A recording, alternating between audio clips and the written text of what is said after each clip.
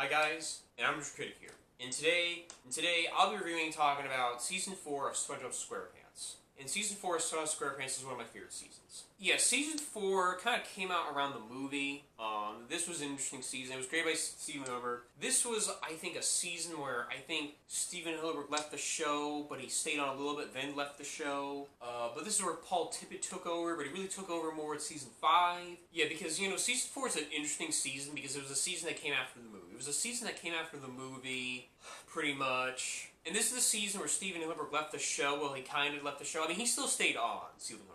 I hear that Steven Hillenburg still stayed on the show, but then he really officially left after Season 4. So he officially left after Season 4, and Paul Tippett took over. But Paul Tippett officially took over in Season 5, and Steven left the rest. So basically, Paul Tippett actually officially kind of headed the show around Season 5, and basically Steven Hillenburg also pretty much left the show officially around Season 5. That's from what I hear and read. So, yeah, that's interesting right there. And Season 4 pretty much came out around, I think, 2004 to 2005, I believe? Yeah, no, 2005 to 2007, wow. Because, yeah, Season 3 was like, because, you know what? No, this is interesting. Yes, because Season 2 was 2000, Season 1 was 2002, 2003, really 2001, 2002, and then Season 1 was like 2001, really 92 to 2000. And Season 1 is interesting because Season 1 basically came out around 1999 through 2001, but really, sometimes it's like 99 through, 2001, 2002. Season 3 was like 1 to 2004, I don't know if it's back, but 2003 isn't really 4, okay. Because Season 2, basically, Season 3 was like 2001 to 2004, but Season 1 to 2 was like Season 2. I mean, 2001 to 2002 was like Season 2, and I don't know if Season 2 or 3 were shot back to back, but Season 3 really started Season 3. Because I don't know if Season 2 and 3 were shot back to back, but Season 3 basically really officially started 2003 to 2004. But Season 4, on the other hand, yeah, this is interesting. Yeah, I thought it was 2004, but no, it was like 2005, but no, it was like 2005, 2007, wow, okay. So I thought Season 4 was like 2004 to 2005, but no, actually, apparently Season 4 basically started around Season 5 to 2007, wow, okay, ended around 2007, wow, okay. Interesting. In this season, you know, I didn't mind Season 4. Some people like to say this is a transition to like the classic era to the new modern day SpongeBob. I think it's like somewhere between because it still feels like classic SpongeBob, but it also feels like modern SpongeBob. It feels a little bit of both. It's a weird season, and I honestly find it an underrated gem. I know.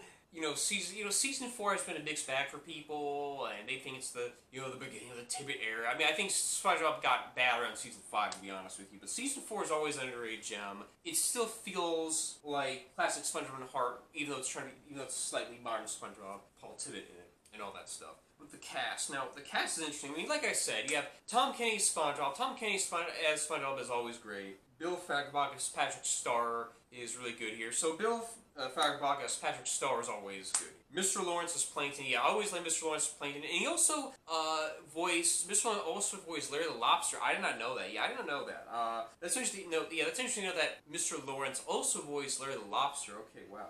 And Roger Bump as Squidward, of course, is pretty good here. So yeah, Roger Bump as Squidward is always good here, of course. Clancy Brown as Mr. Krabs, always good, always classic. Okay, always Jim. Okay, very legendary. Yeah, but yeah, legendary Clancy Brown voice of Mr. Krabs here, and he's always great as Mr. Krabs here. He's legendary. He's always great as Mr. Krabs. Always good.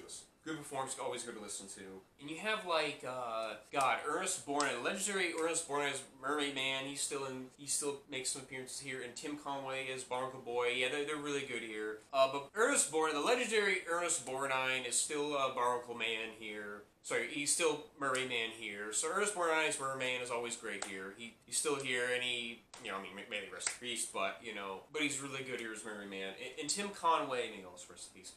Tim Conway voices Barnacle Boy, and he's really good as Barnacle Boy here, Tim Conway. So look, he's really good here, and may he rest in peace. And look, Tim Conway is always good here as Barnacle Boy, and just may Tim Conway, Ernest Borgnine, and Tim Conway, may they rest in peace. But but like I said, no, may they rest.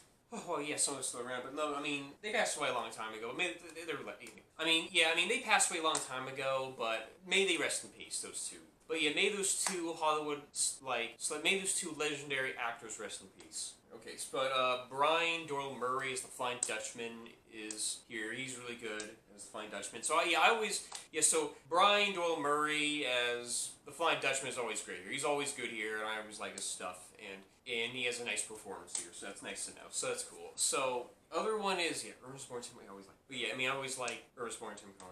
And like I said, John Wright Davis as Man Ray. See, I knew John Wright Davis was in this series. Yes, you see, I knew that John Wright Davis was in this series. I just did not know he voiced Man Ray. See, yeah, I did not know that. I did not know that he voiced Man Ray in this series. But yeah, John Wright Davis voices Man Ray in this series. That's actually pretty cool. I did not know that, actually. So that's really interesting. That's actually kind of cool to know that.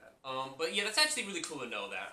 So that's really interesting right there. But like I said, you got a lot of legendary like celebrities and actors here. It made Tim Cohen, it made Ernest Borgnine, it made they all rest in peace. But like I said, you just got a lot of Hollywood legends here, a lot of amazing voice talent here. It's kind of amazing, actually. It's really amazing.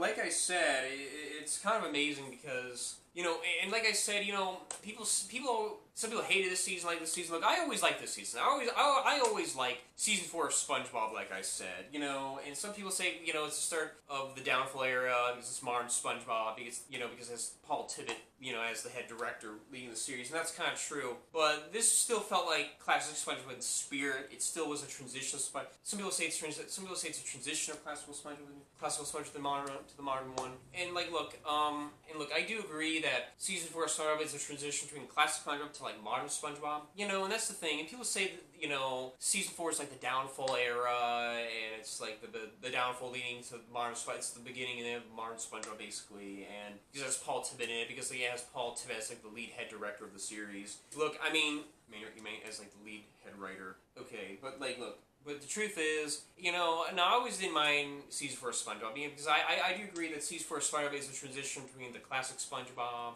and the new one. But look, I just think season 4 of SpongeBob has classic SpongeBob in heart. So it's classic SpongeBob. It has classic SpongeBob in heart. It has classic SpongeBob in spirit. So it has classic SpongeBob in spirit. And I always didn't mind it. And the crazy part is, and look, like I said, I always liked this season. And look, season 4 of SpongeBob, I know people hate it, or most people have mixed feelings of this season, but I always like this season. Most people, they either love this season or they hate this season. That's what I hear. That's what I hear, from most people. But look, I always thought season 4 was good. I always enjoyed season 4 of SpongeBob. So that's how I feel about that. Yeah, so what's really interesting is, and I always like the episodes of the series, like Fear of a Krabby Patty, or SpongeBob is a fear Krabby Patty, or SpongeBob gets fearful, he has nightmares of Krabby Patty, he's trying to confront his fears of Krabby Patties. Oh my god, I always like that one. Shell the Man with Spider.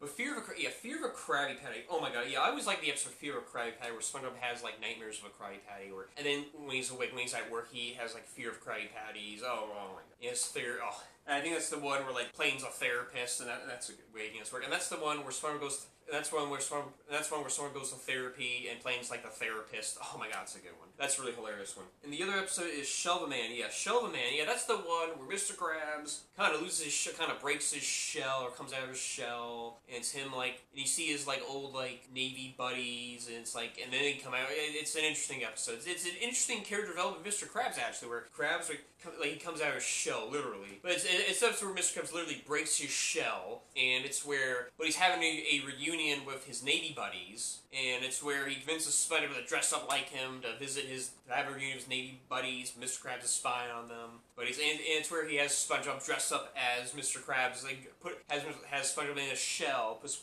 SpongeBob in his crab shell. Interesting. And it's where Mr. Krabs spies on them and watches what happens. But then the crew finds out it's SpongeBob in the shell, and they find out. But Mr. Krabs is a man of confronting his vulnerability. So I like how where his Navy buddies notice they find it's SpongeBob, and the hat that's wearing his shell. And then Mr. Krabs comes out, kind of, confronts them, saying, hey, look, I outgrew my shell, and he actually becomes a man, and he actually, acts like a man of it.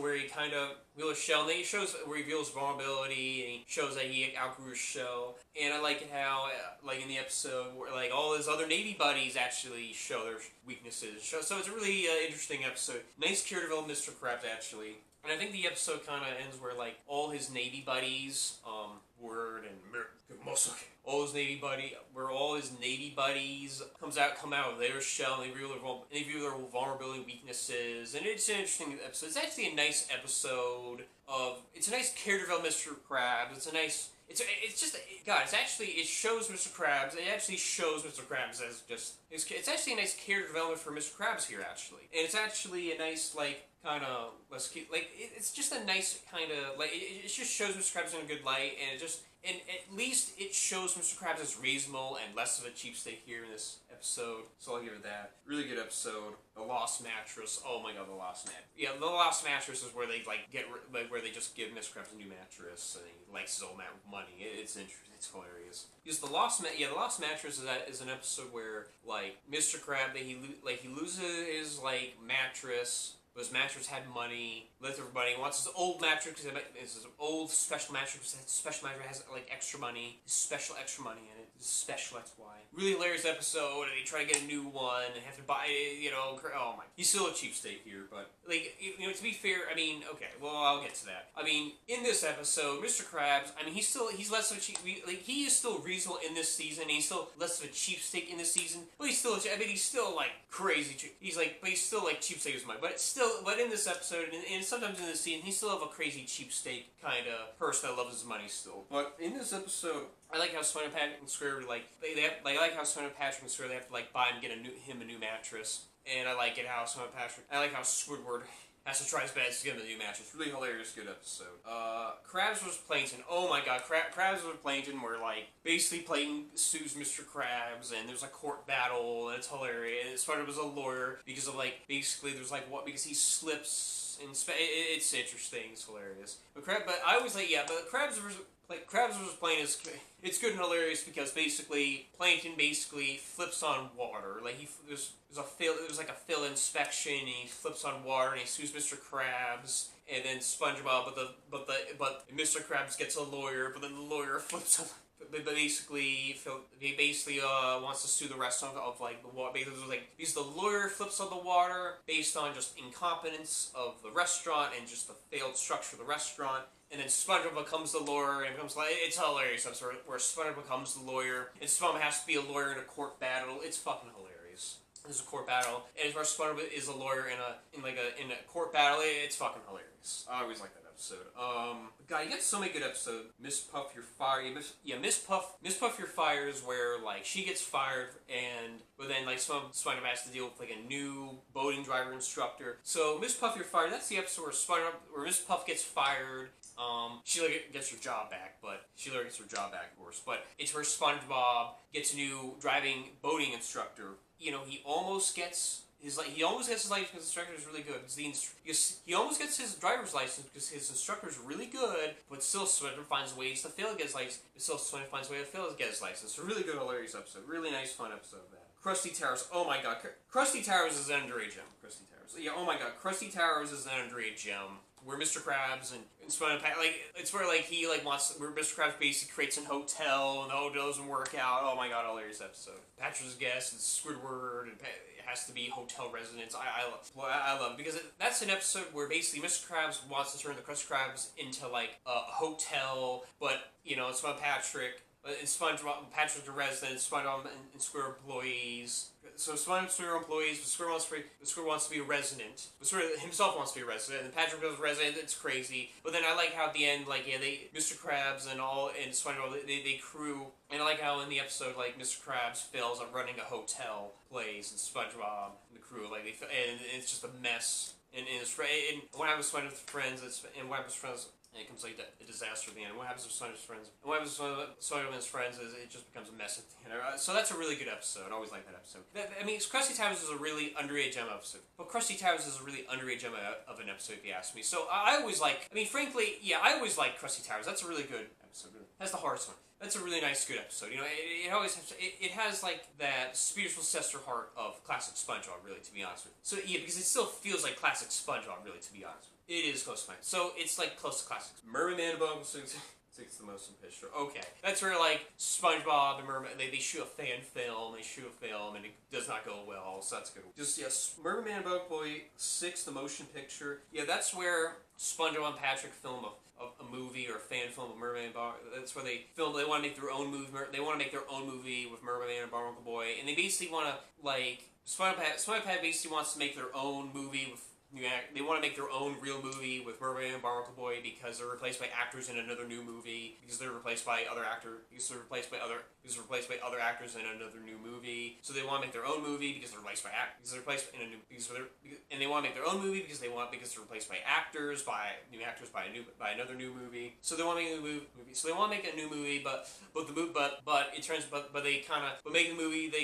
they kind of failed making the movie, and it was really, and it was just but like it just turns into like a crazy disaster mess. So really good episode. So that's a decent episode. I don't mind. The Gift of Gum. Yeah, The Gift of Gum. It's just an episode where SpongeBob and Pat, all those friends, like, there's a mess of gum, and Pat spewts gum all over his house, SpongeBob's house. But that's an episode. Yeah, The Gift of Gum. Yeah, The Gift of Gum. That's an episode where SpongeBob Patrick has to deal with like gum all over him. But that's like where Patrick kind of spits like gum at SpongeBob's house, and they fix SpongeBob's house. And it's an episode where we have to fix SpongeBob's house and all that stuff. So The Gift of Gum is a pretty decent episode. Yeah, I don't mind that episode. But overall, those are kind of the episodes I like. Okay.